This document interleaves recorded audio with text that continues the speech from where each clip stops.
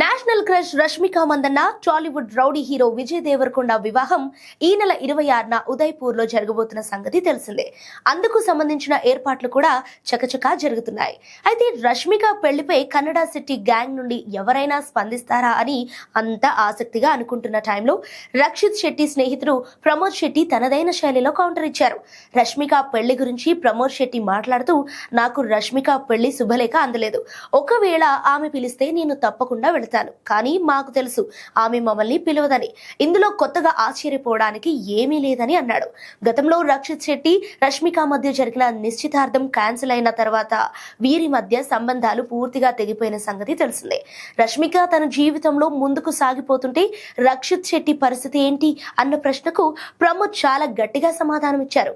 రక్షిత్ గురించి ఎవరూ బాధపడాల్సిన అవసరం లేదు. ఆయన ఏమి చాక్లెట్లు తింటూ మూలలో కూర్చొని బాధపడే చిన్నపిల్లాడు కాదు. ఆయనకు తన జీవితంపై, కెరీర్ పై స్పష్టమైన అవగాహన ఉంది. తన పనిలో తను బిజీగా ఉన్నాడు.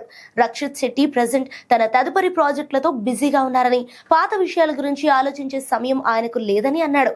రష్మిక పెళ్లి వార్తలు ఒకవైపు హల్చల్ చేస్తుంటే, రక్షిత్ స్నేహితుల నుంచి వచ్చిన ఈ రియాక్షన్ ఇప్పుడు కన్నడ, టాలీవుడ్ వర్గాలలో చర్చనీయాంశంగా మారింది.